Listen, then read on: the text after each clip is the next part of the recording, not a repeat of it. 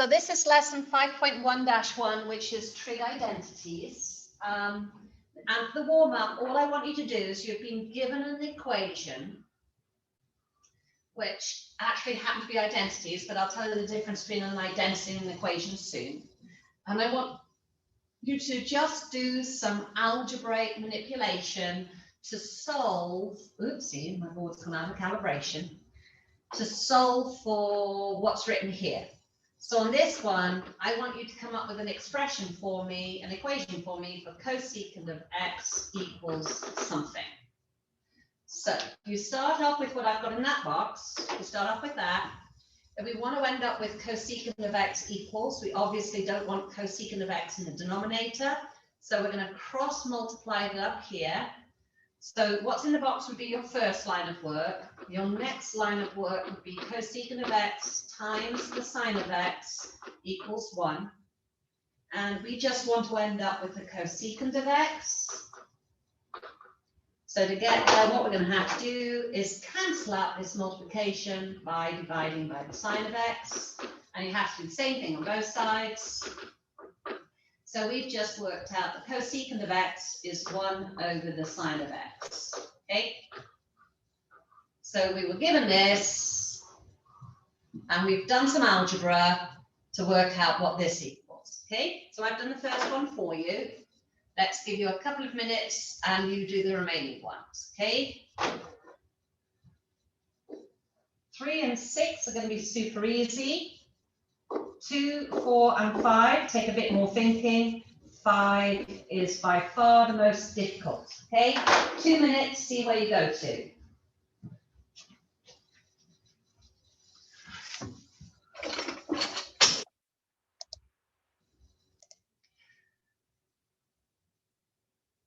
So here are the answers to all of them, except for number 5. Let's go through what we're doing here just very briefly. All you're doing is algebraic manipulation. So for instance, on number 2, if you just wanted the cosine squared of x, you just want this bit, you have to subtract this from both sides.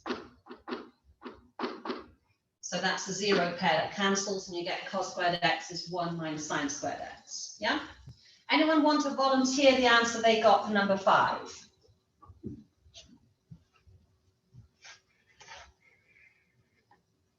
Let's not waste too much time on it. I'm just going to go over it with you. Number 5 was the most important one. It's the one that you're not just guessing. You're not just looking at it and guessing. You're supposed to actually do algebra to get there.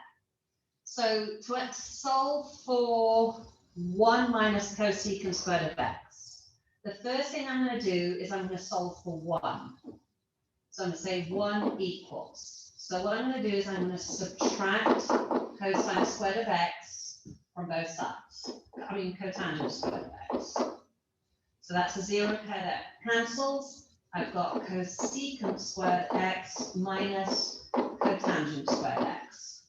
But I wasn't being asked to solve for 1. I wanted 1 subtract cosecant squared of x. So from this side, I have to subtract cosecant squared x, which means from this side, I have to subtract cosecant squared x. So your answer for this one should have been that. 1 minus cosecant squared of x is negative cotangent squared of x. If you've missed the negative, you've been just kind of doing stuff in your head without really doing valid math to get there. Okay, moving on. So this is what this unit is about. Let me just double check I am recording because I keep on forgetting. Yeah, I am recording. There are 11 fundamental trig identities. There's 11 trig identities that you have to memorize them, not because memorization is an important thing to do. The reason you have to memorize them, it's like memorizing math facts. If you don't know your multiplication facts, it makes math much more difficult because you can't see something. We're gonna memorize these 11 identities because it will make solving the problems much easier if you actually know them off by heart. There are 6 of the reciprocal identities. 2 quotient identities, and there are 3 Pythagorean identities, and you have to know the titles, what they're called. Now, I've covered most of them up, but let's talk about, first of all, what is the difference between an identity and just a regular equation. If we get the first reciprocal identity, this is the first reciprocal identity here. Can you see it's just an equation? Sine of x equals 1 over the cosecant of x. Now, why is that called an identity and not just an equation? There's a big difference. An identity is something that is true for all values of whatever your variable is. Now, these are trig functions of the variable x. So these are true for all values of x. If you had a regular equation, it would only be true for a few, maybe only just one. Only true for some values of x.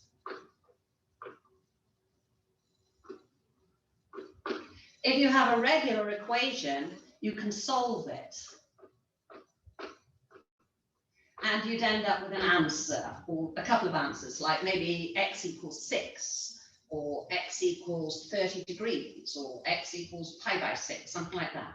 Regular equations just have a couple of solutions. They're only true for a couple of values of your variables, whereas identities are true for all values of your variable. If you tried to solve them, you'd end up with just an expression that's always true. You'd end up with something like x equals x, or maybe you'd end up with an expression that says 100 equals 100. You don't just end up with something that says x equals and a value. Okay? That's the difference between an identity and an equation. Identities are equations that are true for all values of your variable. Now, the 6 reciprocal identities, you know all of these already. Sine is the reciprocal of cosecant, so sine of x equals 1 over cosecant of x. And as we just showed in warm-up, that could be written the other way around. Cosecant of x is the reciprocal of sine of x. Remember, reciprocal just means 1 over, a fraction turned upside down. So cosine of x, now write these identities, write them out neatly somewhere on a page that you could even write them, I'd write them as well on an index card that you can move from page to page to page as you're doing problems. So you've got them in front of you. And they're really important. It helps if you know them off by heart, but have them nicely written out. The next 2, cosine of x is the reciprocal of secant. So cosine of x is 1 over secant of x, which could also be written as secant of x equals 1 over cosine of x. And I hope you remember that tangent is the reciprocal of cotangent. So tangent of x is 1 over the cotangent of x, which gives us the last of these 6. Cotangent of x is also 1 over the tangent of x. Okay, so that's your 6 reciprocal identities. And I think you know those ones already. Hopefully you do. Your quotient identities, a quotient is an answer to a division problem. So on this one here, the first of these 2, the tangent is the quotient of a division problem. Tangent is sine of x divided by cosine of x. And bringing this relationship here into account, cotangent is the reciprocal of tangent. So cotangent would be a tangent flipped on its head, flipped upside down, yeah? So if tangent is sine over cosine, cotangent is cosine over sine. That's those 2. Now the 3 Pythagorean identities leave room to write them out nicely, but I'm actually going to show you where they come from because these are really important. In calculus, you really are expected to know this one. You're going to, if you go on to do calculus, there's a bit missing. I haven't said what's on the other side yet. That bit's covered up for you for now. That is a very, very important identity you'll use over and over again. I have a silly way of teaching this, though, which means that when I've taught it, you're going to remember this one and this one really easily, and I don't have such an easy way for you to remember the main one. But please bear in mind the main one's the most important. Now, as part of our derivation, remember that the Pythagorean theorem all of these are going to be of the form a squared plus b squared equals c squared. Okay? That's why they're called the Pythagorean identities. Sine squared plus cos squared is going to equal something squared. This 1 is actually 1 squared, but 1 squared actually happens to just be 1. Something squared plus something else squared is going to equal a third thing squared. Let's derive them. So do this, write this out. I would write this work out, write it up somewhere else, so start a new page or something. You don't have to write the words in black. That just reminds me of what I'm supposed to be doing. So we know from the Pythagorean theorem, write this stuff out there. A squared plus b squared equals c squared. That's for a right triangle. Now, if we drew that right triangle in a circle centered on the origin. Circle centered on the origin, draw a right triangle in there. If I had that point on the circle, it would have coordinates x and y. The hypotenuse would be the radius, and the legs of this right triangle, this horizontal leg is your x coordinate, and this vertical leg is your y coordinate. So looking at that right triangle, we know that x squared plus y squared equals r squared. That's the Pythagorean theorem for a triangle inside a circle. Let's draw that triangle a little bit bigger.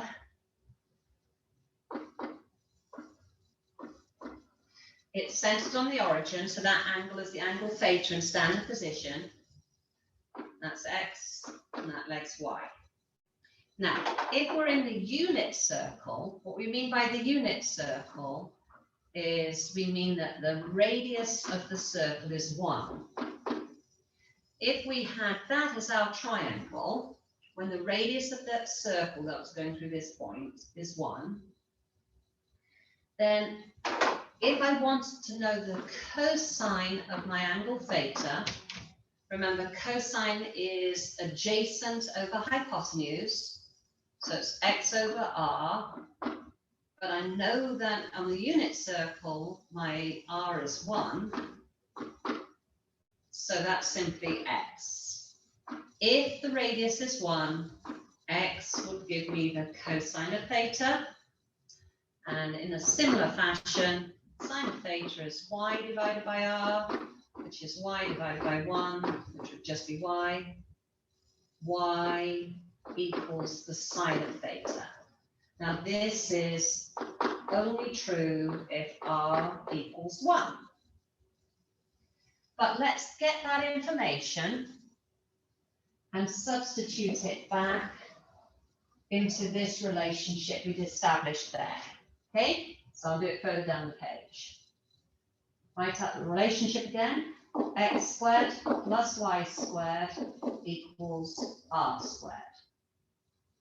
I know my x could be replaced by the cosine of theta. So I need the cosine of theta squared plus my y. Y is equivalent to the sine of theta, so I can take y off and put sine theta in its place. But it wasn't just y, it was y squared.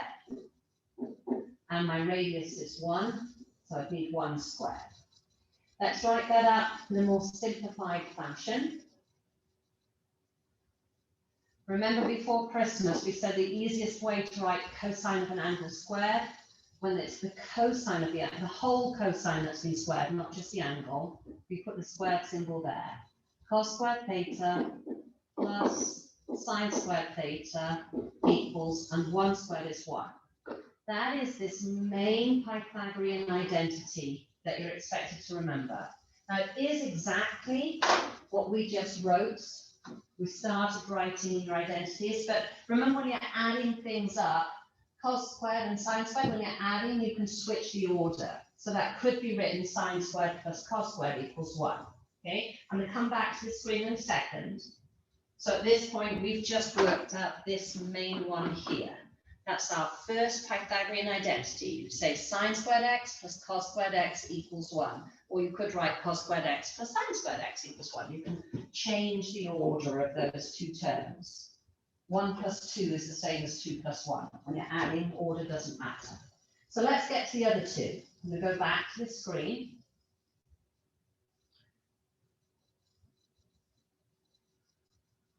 Oh, my board is out of calibration. This is really annoying.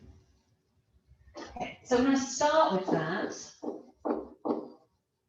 And we're going to do only things that are valid in math. When we have an equation in math, as long as we do the same thing to both sides, it's okay.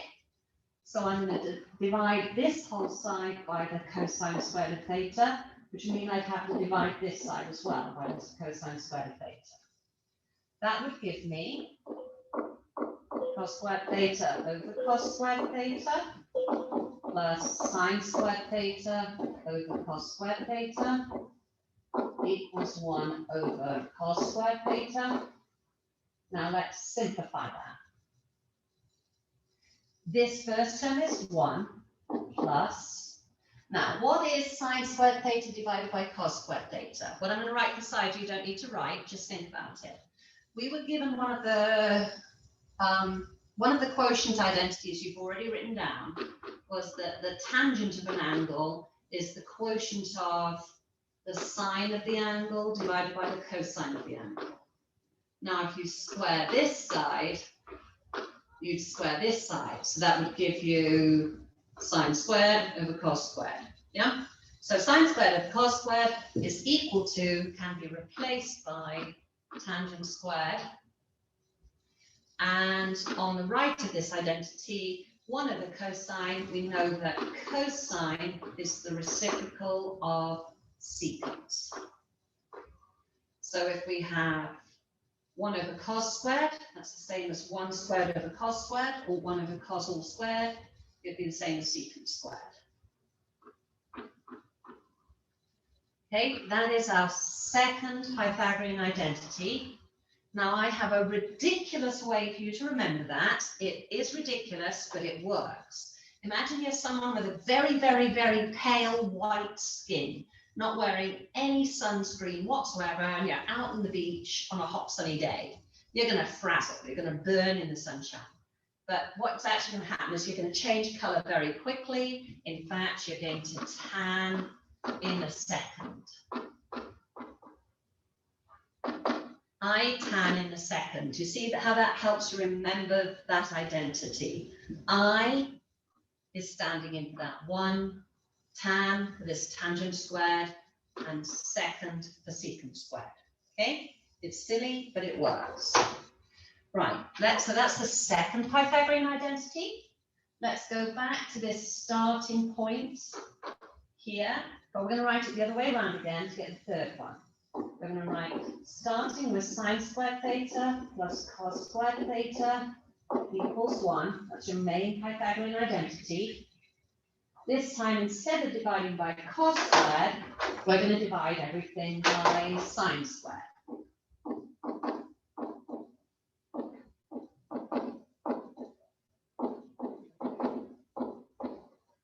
So this gives us 1 plus, and just as sine squared over cos squared gave us tan squared, cos over sine is similar. That's the quotient identity. The quotient is cot.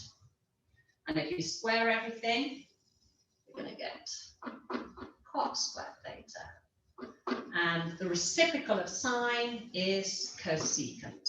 So the reciprocal of sine squared is cosecant squared. That's our third one. And this is my favorite one when it comes to the ridiculous saying that will help you remember it. Remember when we first introduced cosecant? I said that you're going to start calling that cheesecake. It comes from this silly saying, I cut cheesecake.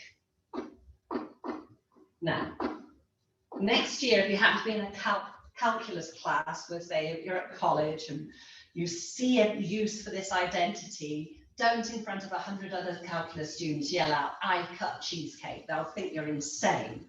But it does actually help you remember this identity. It really, really helps. And in fact, it helps you actually see it. You just look and go, oh, I can see cheesecake. I cut cheesecake. Silly, but it works. 1 for I, cot for cut, cosecant for cheesecake. So these are our three Pythagorean identities. We have sine squared plus cos squared equals 1. Remember, that's coming from a squared plus b squared equals c squared.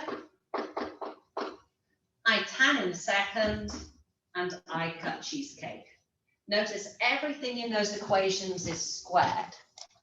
Okay, ooh, I'm not done there. Let's go away, go away, go away. It is true when you're using the Pythagorean identity, it's true that a squared plus b squared equals c squared. Does that mean it's true that a plus b equals c? No, not at all. That is not true. These Pythagorean identities only work if everything is squared. And 1 squared is 1, yeah? Everything is squared. It's not true if things aren't squared. You cannot say 1 plus cotangent of x equals cosecant of x. That is not true. Has to be squared. Okay? Right, so why are we doing these? What we need them for is you actually need them in calculus to make an impossible problem become possible. In calculus, we do something called differentiation, which gives you, if you've got a graph, it tells you where the highs and lows, the maximums and minimums on the graph are. Now, I'm not going to teach you calculus, but once you've got a problem, you have to simplify it to get your answer. Or if you've been given an expression, you can't differentiate it until it's been simplified. And that algebraic part is what we can do in pre-calculus. Okay? So for instance, if you're in a calculus class and you had to find maximums and minimums of this function, it would be impossible in that form. But if you could simplify it, you might be able to simplify it down to something that is possible to differentiate, and then you can find the highs and lows, maximum and minimums.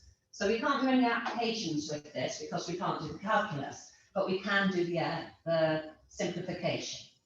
Let's look at this first one. You've got cot theta, sine theta. What math is happening there? They're being multiplied. You've got two factors. You've got this factor being multiplied by that factor. Now, I'll never be given to you those parentheses. You just have to recognize that is multiplication happening there because there wasn't a plus or minus sign. When you're simplifying, you may not change things. You cannot add things to expressions. You can't randomly divide everything by the same thing. That's invalid. You can't multiply by anything. You can't divide by anything. I'm lying. There's one number you're allowed to multiply by or divide by that doesn't change a number, but just makes it look different. For instance, you can multiply 4 by 1 and it still equals 4. You can use an ugly form of the number 1. You could do 100 divided by 100. That would give you 400 divided by 100. It still has the value 4. You've made it look different, but you haven't changed its value. That's because the only number you're allowed to multiply by or divide by is 1 when you simplify. Okay? You're not solving an equation. You don't have an equation. So all we're allowed to do is replace things with things they are exactly equal to, or we're allowed to multiply by the number 1. So doing this first one, I've got two factors. I can replace cotangent of theta. I could, if I wanted to, cotangent of theta is the reciprocal of tangent. I could replace that by the tangent of theta, but that's not going to help me simplify this. It's a valid substitution for this, but it didn't help. Can you see a better thing to replace it by? Look at your quotient identities. Cotangent of theta is equal to, I'm writing it wrong. Cotangent of theta is equal to, it's the same as cosine of theta divided by sine of theta. So I can replace this by something it's equal to, and just multiply it by the other one. This is one technique of simplifying. Simplify by writing any term or expression, by writing anything, any trig function you see that's not a sine or a cosine, replace it using the reciprocal identities or the quotient identities. I use the quotient identity here. Rewrite everything that isn't a sine or a cosine in the form of a sine or a cosine by using the reciprocal or quotient identities. Now, we've got multiplication here, so we can cancel. This was equal to the line above, and that can cancel. So I'm left with the cosine of theta. Please be careful when you're cancelling. We were able to cancel here because that was multiplication. These were factors. You can cancel factors.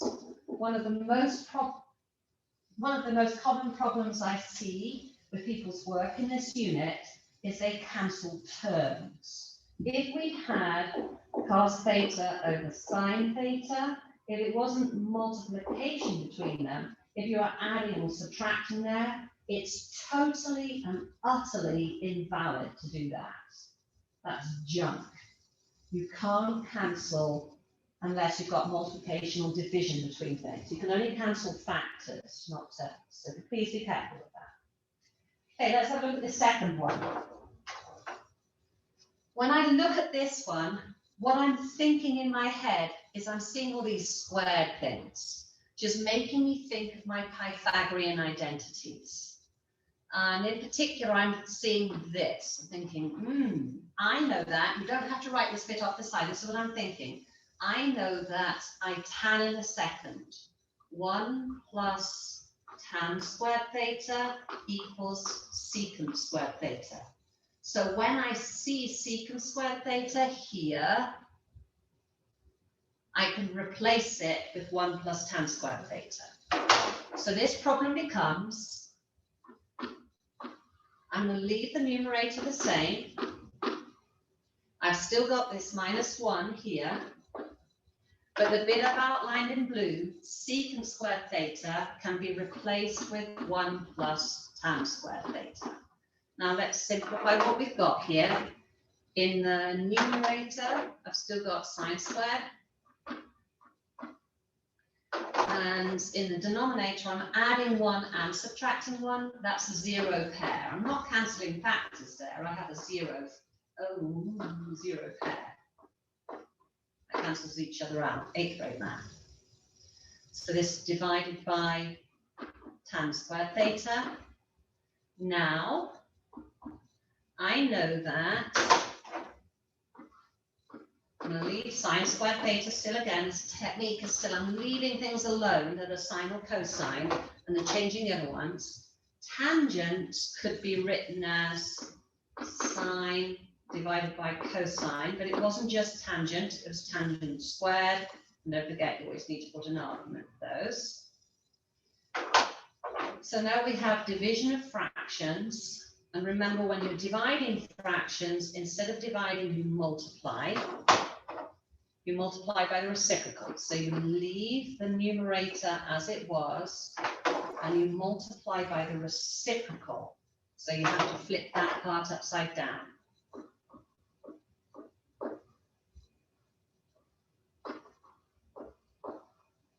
So this is, look how horrible it was at the beginning, and look at all we're going to be left with. This start of the problem would have been almost impossible to differentiate if you're in a calculus class, but look what it simplifies down to. We've got multiplication, so we can cancel this factor with that factor. We're simply left with cos squared theta. Okay, moving on. Right, we're not going to do all of these. We only have, okay, we're going quite well here. Right, we can either do number 1, number 2. These are all recorded, me doing them, but we're not going to do them all. Number 1, number 2, number 3, or number 4. Type into chat which questions do you want me to do most. I'm going to flick backwards and forwards between the screens. You look at them and say, do you want me to do 1, 2, 3, or 4? Which one which one or which questions do you most want me to go over?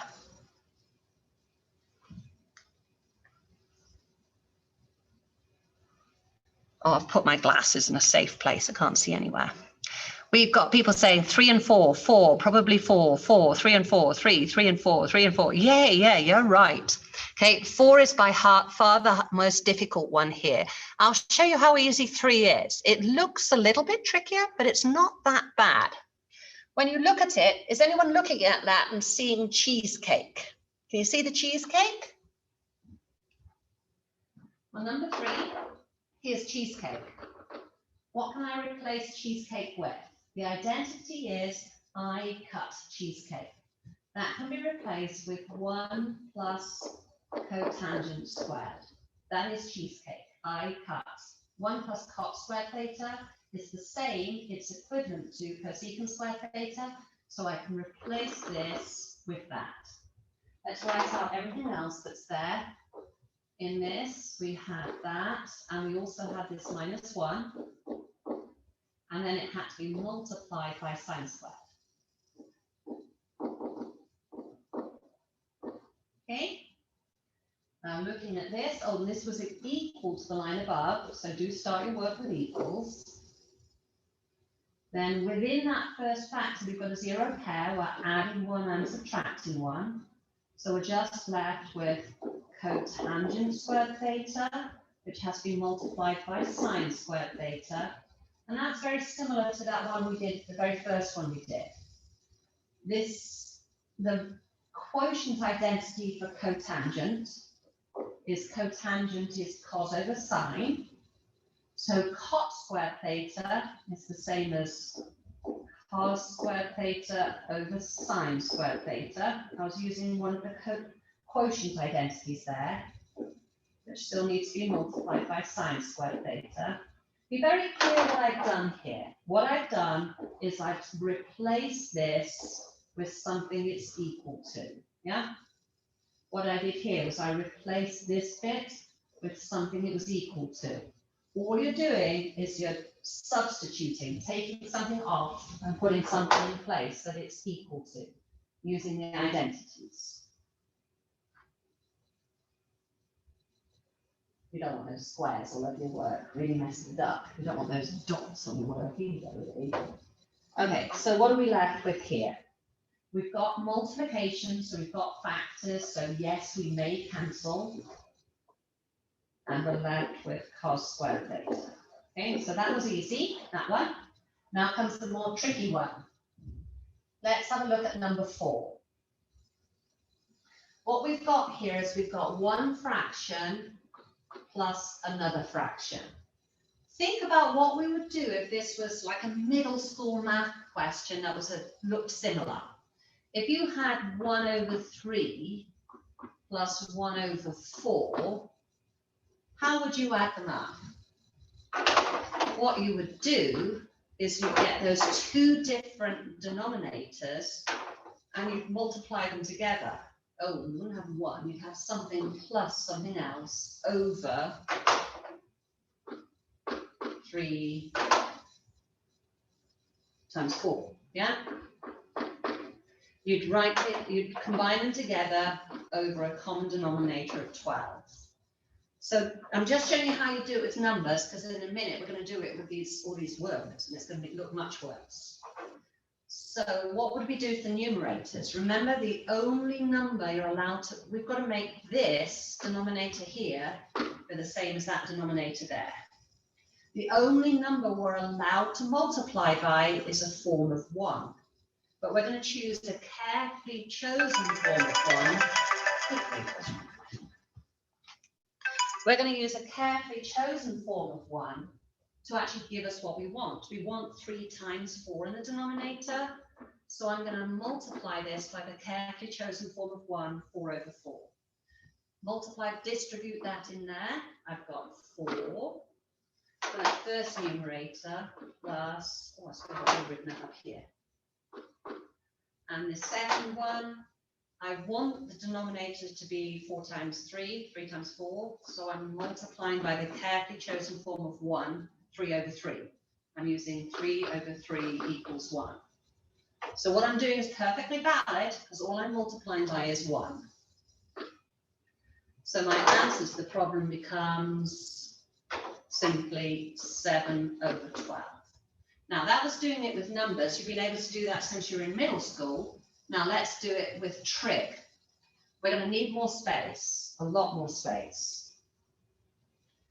Okay, give yourself plenty of space, put blank lines between each line of work. Don't try and crush these in. It makes it difficult for if you do.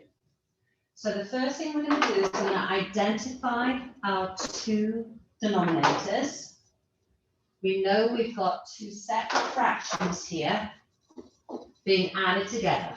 So we're going to say this is equal to one mega horrible fraction where our denominators, we're going to have a common denominator built from secant of theta, oops, the first one is minus. We multiply the two denominators together. And what would the numerators be? I'm going to multiply this denominator by that one to end up with this mega denominator there. Yeah?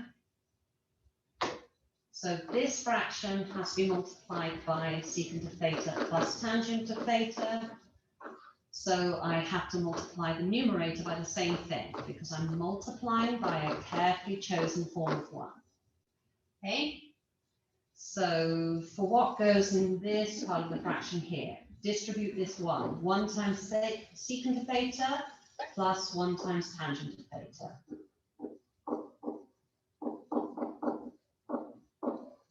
So that's my first fraction.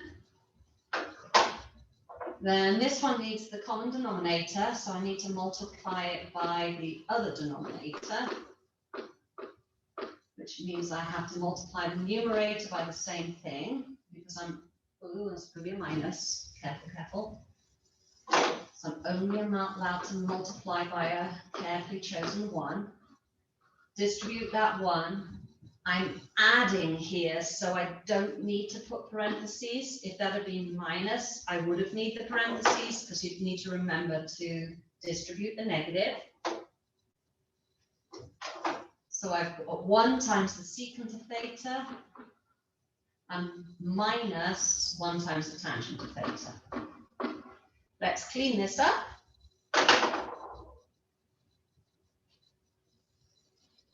So we've got a giant fraction. It's going to work. In the numerator, what have we got? We've got the secant of theta plus another secant of theta. That gives me 2 times the secant of theta. Then I'm adding the tangent of theta and subtracting the tangent of theta. That's a 0 pair, they cancel. Okay, look at the denominator. There's a really important pattern there that we have a name for. Can any of you see what's special about that denominator? Type it into chat or open your microphone and talk. Is it difference of squares? It is. Well done. I don't know who that was. I didn't look to see who was talking, but well done. Exactly. What we've got here is this is lump minus blob times lump plus blob. Do you remember that? I'll move it out of the way. I don't really want that written in my work. But what we've actually got here is we've got difference of squares. Remember difference of squares? If you don't, write it out again.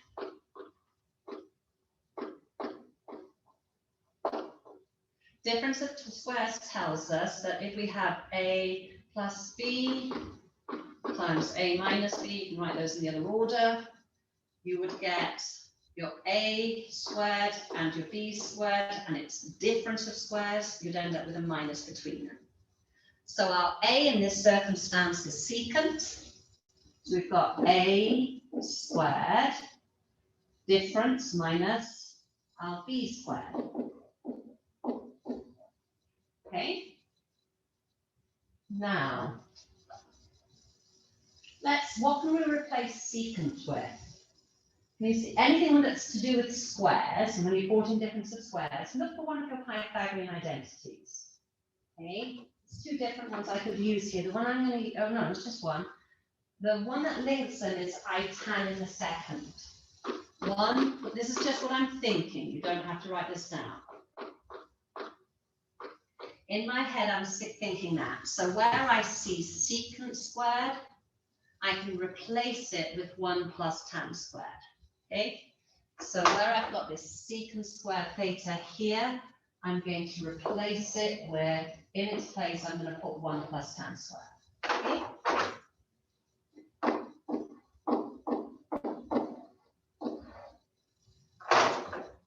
Replace secant squared with 1 plus tan squared. I've still got minus tan squared. You must write out everything on every line. And then you can see, oh, that simplifies beautifully. Plus tan squared minus tan squared, 0 pair, cancel each other out. So we're just left with 2 times the secant of theta. Wow. Okay. We started off with something really disgusting. We started off with that 2 horrible fractions and the whole lot simplified down to simply 2 times the secant of theta. Does anyone have any questions at this point? Type them into chat or turn on your microphones, I don't mind. I wish I could find my glasses. Ah, I found them. So if you chat, I can actually see. Okay, guys. Well, we've got more to this lesson, but I'm not going to teach anymore. Tomorrow is a no homework night, and we're going to have we're going to do some work in class. We'll finish off this lesson. I have actually done enough that you should be able to do your homework, but I still think you're going to find it difficult. So if you want to do your homework tonight, you're welcome to. Certainly try doing some of it, but when is your homework going to be due? It's going to be due on the 7:30 in the morning on the day of the first quiz, which is Tuesday next week. So please do some of your homework last night. Try and do it. Write out all those 11 identities on a card that you can move along with you and look at every question to see if it helps you suggest what you should do. This of the homeworks that go before this quiz, I actually think this one's the most difficult. Because when you're simplifying, you don't know what your goal is. You don't know what you don't know when to stop. The stuff we do on Thursday and Friday is easier because we're told, get this and prove it's the same as this. Change it until you reach this. It becomes easier. Okay. There is more to this lesson. I'm going to do it tomorrow, but I think you can do most of the homework if you tried it tonight. So please go for it. But don't submit it until you're finished. And there's no penalty as long as you get it into me by Tuesday morning. Okay. Any questions at this point? Are we good to go? Right, a few things. This is what we're going to go over tomorrow. This is a terrible meme. One of my students actually was given a kitten for Christmas and she didn't like in my first period class. This is what you may not do. Cancelling terms. Remember, you can only cancel factors. Every time you do that, a kitten dies. It's a terrible meme. Found out on the internet. We'll go over that tomorrow. The ways that we are simplifying. There's not 8 identities, there's 11, because there's 6 of those reciprocal ones. You replace something with something it's equal to. Another technique is to use your reciprocal and quotient identities to replace things like tan or secant or cosecant or cotangent with something to do with sine and cosine only. We've shown you combining fractions over common denominator. We've looked for difference of squares. What we're going to look at tomorrow is factoring. We didn't do any factoring today. And remember that you can cancel factors, not terms, okay, to simplify things. Right, guys, we are finishing like 30 seconds early. Oh, wait a minute, I didn't take roll. Let me count how many of you there are here. Don't leave yet. 24. Oh, including me, there's 2 people missing. Oh, good grief. Let's get up there. Please don't leave the meeting. I haven't, let me cancel the share. Oh, poop. Sorry, excuse me. I'm saying all sorts of bad words. Okay, just leave. I'll do it the slow way. I'll find you. Goodbye, guys. Have a lovely day.